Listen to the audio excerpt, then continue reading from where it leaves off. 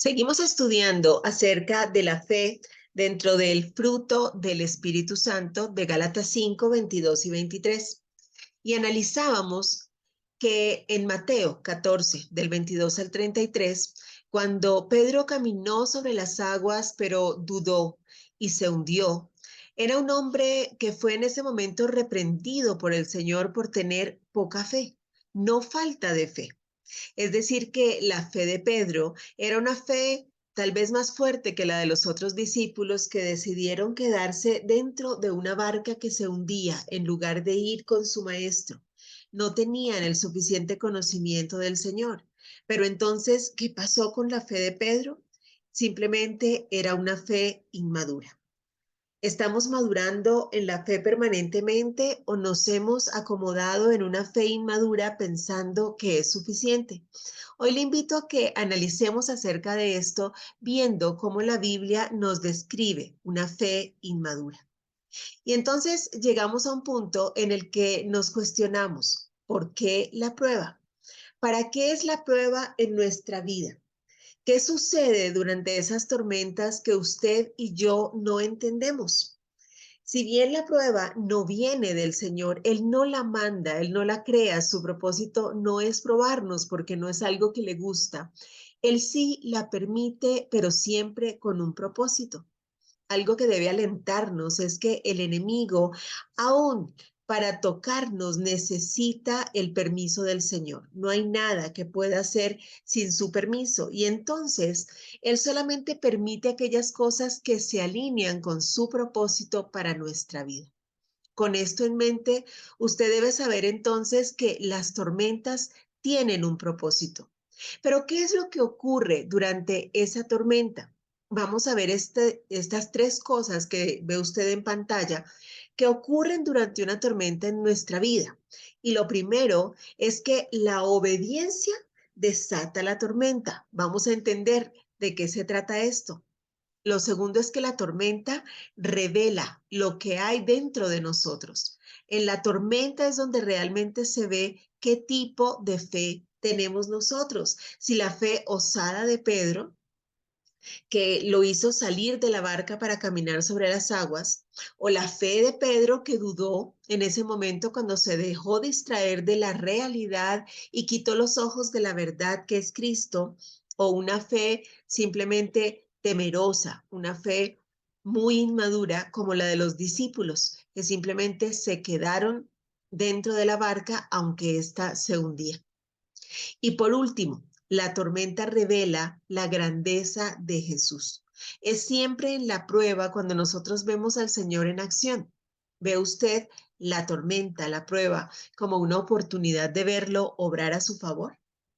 Regresemos a la historia de Mateo 14, cuando los discípulos estaban allí en la barca. Esta historia empezó con la obediencia de unos discípulos que cansados se subieron a la barca para cruzar a la otra orilla como se lo había mandado su Señor. El hijo obediente es aquel que permanece junto al Padre y entonces es aquel que entra en las disciplinas del Señor para ser formado. En Hebreos 12 nos dice que Dios al que ama disciplina, es decir, que es su discípulo. La disciplina desemboca en eso, en ser discípulos de Cristo y ser formados por Él. Pero esta formación a veces requiere tormentas en nuestra vida. Hay dos puntos a tener en cuenta aquí. Primero, la obediencia, que es la mayor demanda de la Biblia, glorifica a Dios y trae bendición sobre nuestra vida. Es obvio que al diablo no le conviene que nosotros glorifiquemos a nuestro Señor y vivamos para agradarle.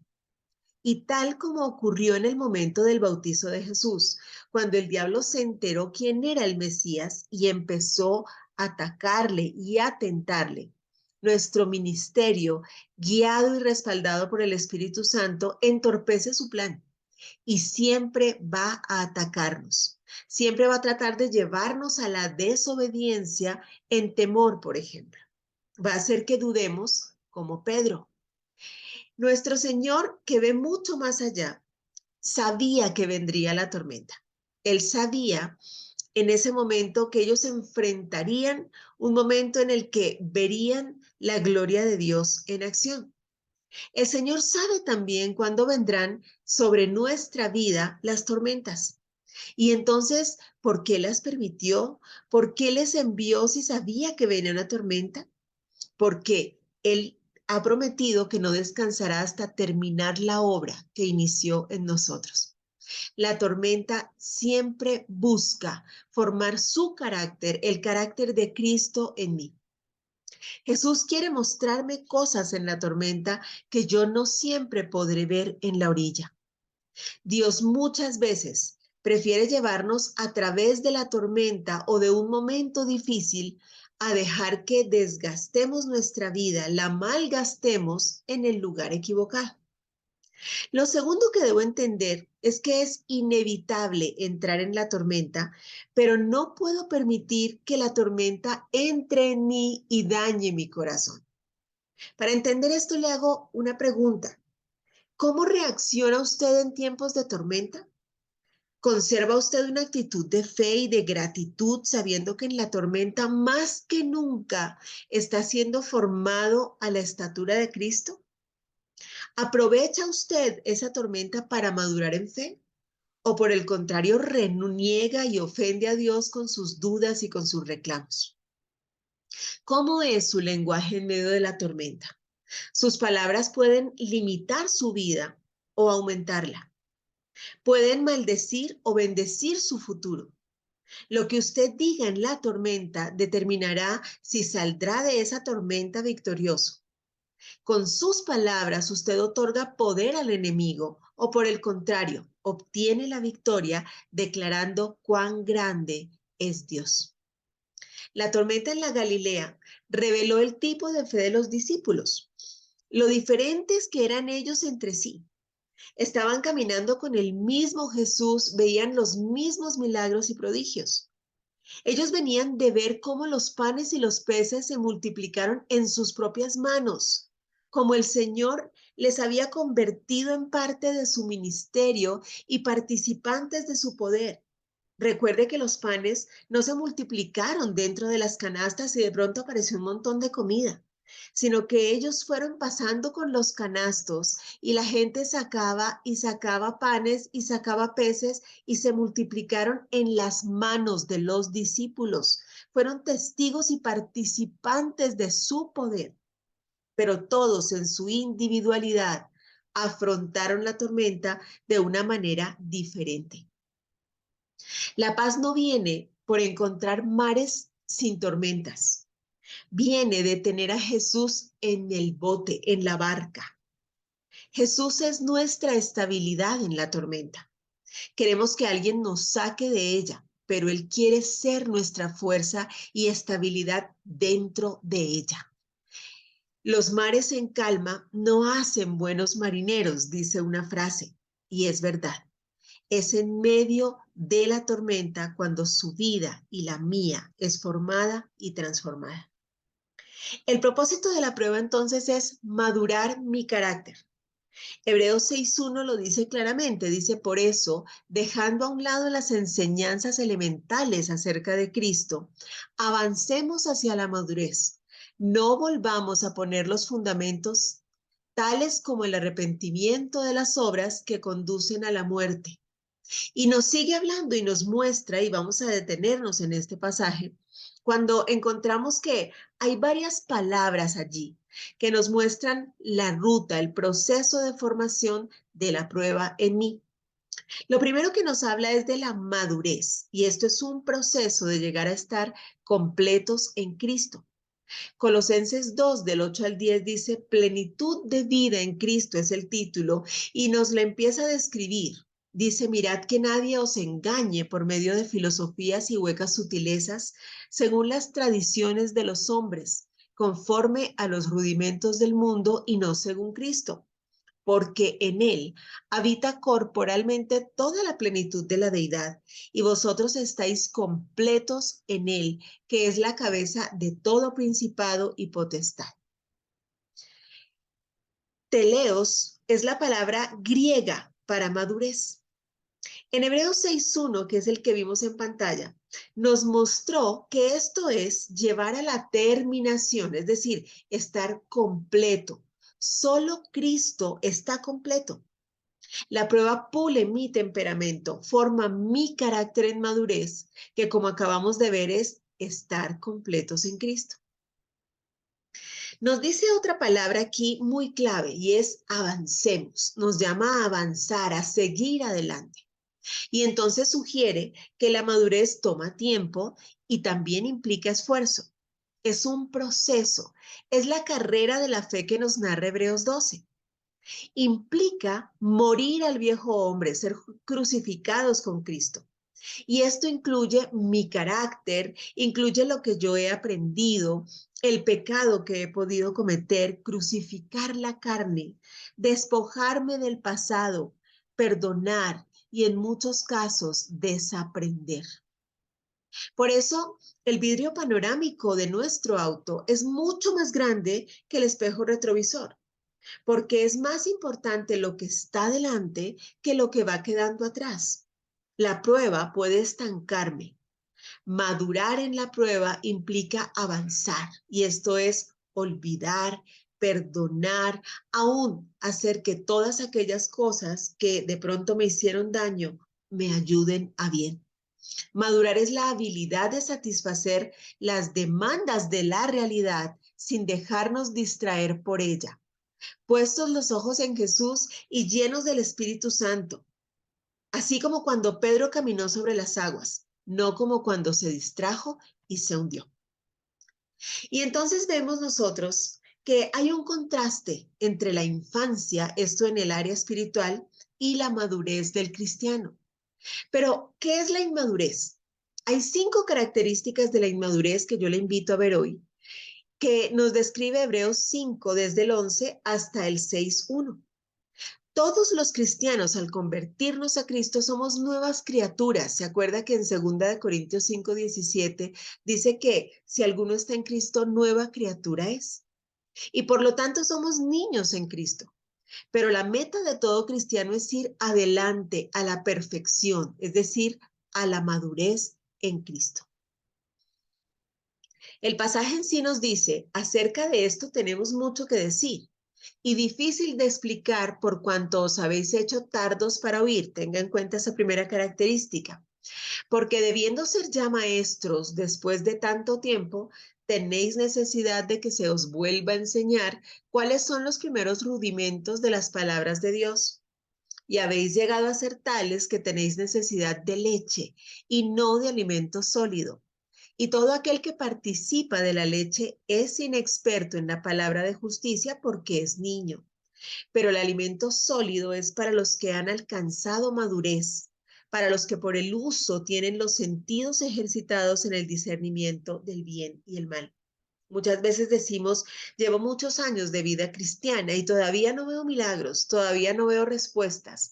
Y yo le respondo hoy, lo que pasa es que aún no ha madurado y no está preparado para verlos. Este versículo nos describe exactamente las características de un cristiano inmaduro. Vamos a ver cada una de ellas. Lo primero que nos dice es que nos hemos hecho demasiado orgullosos para aprender. Qué duro esto, ¿no es cierto? El cristiano infante es tardo para oír, mientras que el maduro es pronto para oír. En Hebreos 5:11 nos está alertando de esto y dice, acerca de esto tenemos mucho que decir y difícil de explicar por cuanto os habéis hecho tardos para oír. Mientras que Santiago 1 del 19 al 20 nos dice lo que tiene un hombre maduro. Dice, por esto, mis amados hermanos, todo hombre, y es un mandato, sea pronto para oír, tardo para hablar, tardo para airarse, porque la ira del hombre no obra la justicia de Dios. Por eso el Señor nos dio una sola boca y 2 oídos, para que escuchemos mucho más de lo que hablamos. Tardos para oír también significa lentos para aprender. Si usted no escucha, que es la primera vía de alimentación de la Biblia, entonces usted no va a aprender. Una persona madura está aprendiendo constantemente. El cristiano maduro es enseñable, anhela aprender, no se profesionaliza nunca. En esencia, un líder es un aprendiz, sabe que tiene mucho que aprender y que todos tienen algo que enseñarle. El asunto en Hebreos es que estas personas habían oído lo básico, pero no habían crecido desde entonces, ya creyeron que se las sabían todas. La segunda característica es que son demasiado infantiles para enseñar. Es decir, cuando usted les quiere hacer escuchar, oír, entonces dicen, no, ya me las sé todas, ya no me invites a más cursos porque ya los hice todos, yo ya sé toda la Biblia. Pero cuando usted los llama a predicar y a enseñar, dicen, no, yo no soy capaz. Es decir, se las saben todas, pero no enseñan nada. El cristiano inmaduro está allí para ser enseñado solamente, mientras que el maduro anhela enseñar a otros. Cuando usted ha crecido en Cristo, anhela que otros lo sepan y le apasiona enseñar. Es verdad, algunos tenemos un don de maestros más que otros. Sí, es parte, es un don. Es un ministerio el ser maestro, pero todos estamos capacitados para enseñar. De hecho, el mandato en la Gran Comisión dice que vayamos, que hagamos discípulos, que los bauticemos y que les enseñemos. En Hebreos 5:12 nos dice esto. Dice, tenéis necesidad de que se os vuelva a enseñar. Y en cambio, en Hebreos 5:12 y en 2 de Timoteo 2:2 nos dice, porque debiendo ser ya maestros, nos dice Hebreos 5:12, ¿no es cierto? Y 2 de Timoteo 2:2 lo responde, dice, tú pues, hijo mío, esfuérzate en la gracia que es en Cristo Jesús. Lo que has oído de mí ante muchos testigos, esto encarga. Mire a quiénes, a hombres fieles, que sean idóneos para enseñar también a otros. Esto hace un cristiano maduro. Nuestro llamado desde el principio es a dar fruto, dar de lo que hemos recibido, todo lo que hemos recibido del Señor, nuestros dones, talentos, el conocimiento de su palabra, es para compartir con otros.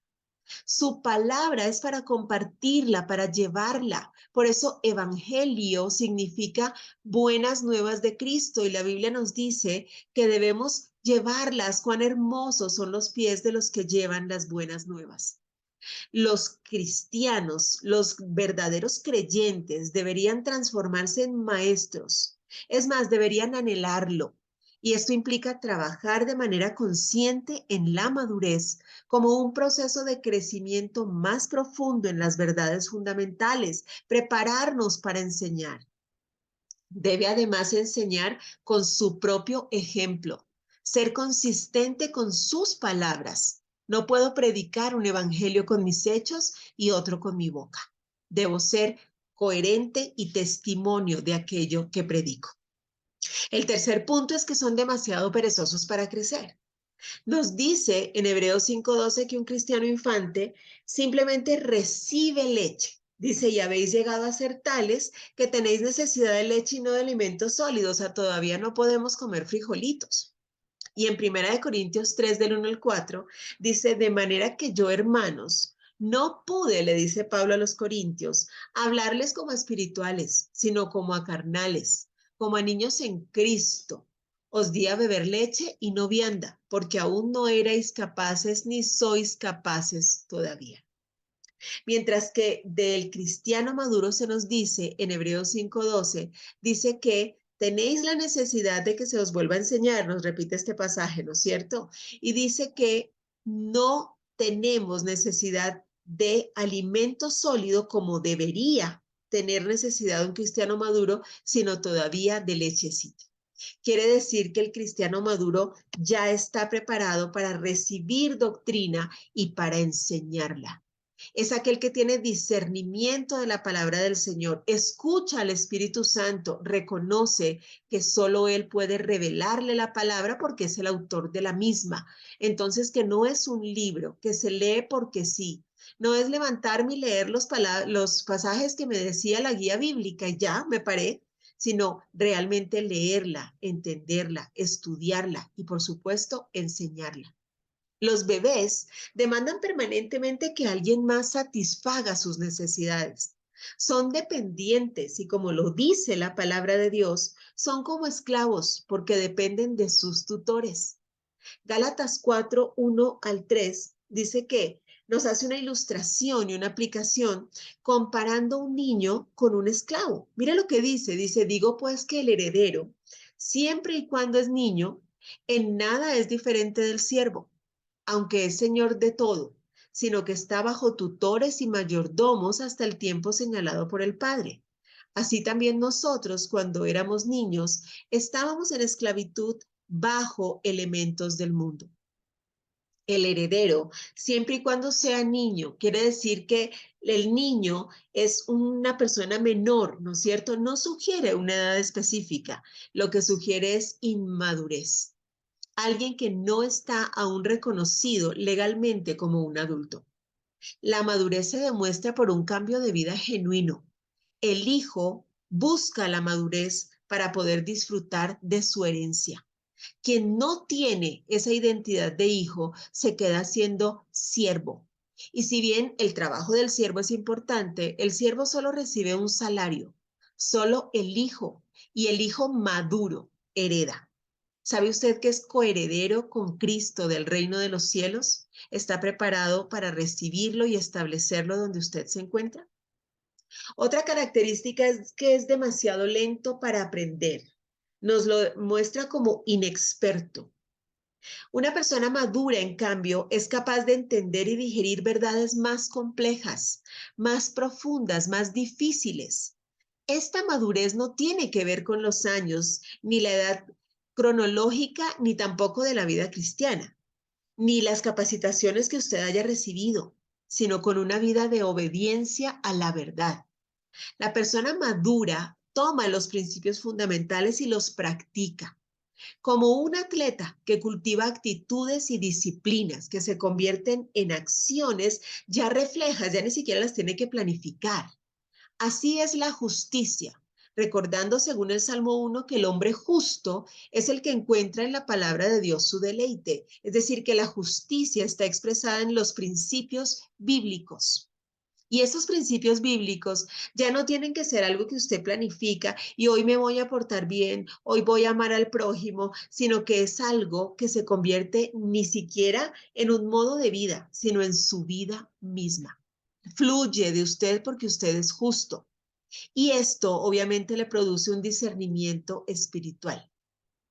Y finalmente nos dice que el hombre inmaduro, el cristiano inmaduro, es inconstante en sus caminos, tiene miedo al compromiso. La Biblia los llama fluctuantes. Dice, para que no seamos como niños fluctuantes, dice Efesios 4, del 12 al 14, llevados por doquiera de todo viento de doctrina, van de iglesia en iglesia y los convence todo el mundo. Dice, por estratagema de hombres, es decir, engaños. Dice que para engañar emplean con astucia las artimañas del error. Santiago 1 del 6 al 8 también nos advierte y nos dice que pidamos con fe, no dudando, porque el que duda es semejante a la ola del mar, a la onda del mar que es arrastrada por el viento y echada de una parte a otra. No piense pues quien tal haga que recibirá cosa alguna del Señor. El hombre de doble ánimo es inconstante en todos sus caminos. Nos dice que pidamos con fe. Y vamos a ver en la siguiente enseñanza cómo es una oración de fe. Y luego nos llama, en cambio nos contrasta con el hombre maduro. Hebreos 10:23 dice que nos mantengamos firmes sin fluctuar, es decir, que seamos constantes. La profesión de nuestra esperanza, porque fiel es el que prometió. Nosotros tenemos que mantenernos, nos dice 1 Corintios 15. Dice, así que hermanos, uníos, hermanos míos, amados, estad firmes y constantes, creciendo en la obra del Señor, siempre sabiendo que vuestro trabajo en el Señor no es en vano. El cristiano maduro crece permanentemente, se compromete con el servicio, da fruto. El cristiano maduro da fruto. Cuando usted quita los frutos, ¿qué frutos recoge? Los frutos maduros. Eso es dar fruto. Ahí es cuando la planta nos da fruto, ¿verdad? Cuando podemos quitar los maduros y comerlos. ¿Está usted dando fruto? Y finalmente le muestro esta imagen de cómo es un adulto inmaduro. ¿Qué comportamientos de niño tiene un adulto inmaduro? Para que podamos identificarlo en nosotros y orar. Nos dice primero la palabra de Dios que cuando yo era niño, hablaba, pensaba y razonaba como un niño, pero cuando crecí dejé atrás las cosas de niño. Nos dice 1 Corintios 13:1. ¿Está usted realmente hablando, pensando y razonando como un adulto? ¿Ya creció y dejó atrás las cosas de niño? ¿Cuáles cosas de niño suelen verse en un cristiano inmaduro, en un adulto inmaduro? Primero, gime, reniega cuando no consigue lo que quiere, ¿sí? No entiende que es en el tiempo de Dios y a la forma de Dios. Reprime a quien está en desacuerdo en lugar de estar firme en la palabra. La verdad no se defiende, la verdad se defiende solita. Y yo con mi testimonio enseño la verdad. Un cristiano inmaduro se esconde para hacer una afirmación, no lo habla de frente, no es sincero. Otra característica es que levanta su voz enojado para llamar la atención y ganar la atención y el control. Un cristiano maduro sabe que cuando se grita simplemente se pierde, que un carácter fuerte no es aquel que impone y maltrata, sino aquel que sabe estar tranquilo en medio del problema. El cristiano inmaduro se vuelve demandante cuando sus necesidades no están satisfechas. Humilla o ignora a la persona cuyo comportamiento no le gusta. Tiende a menospreciar a los demás para hacerse grande. Rehúsa unirse y trabajar en equipo. Y por supuesto, hay una contradicción entre lo que dice y lo que hace, entre su lenguaje verbal y el no verbal. Le dejo entonces con esta pregunta. ¿Está usted creciendo hacia la madurez o está estancado en el proceso? Le recuerdo que solamente el hijo maduro hereda y este hijo maduro ha sido formado en la fe en medio de la tormenta. ¿Está usted siendo formado por Cristo en la tormenta? Bendigamos hoy a Dios por esas tormentas que nos están formando, que nos están llevando a la madurez en Cristo, a la madurez en la fe, esa fe que va a mover montañas y va a traer los milagros a nuestra vida. Dios le bendiga.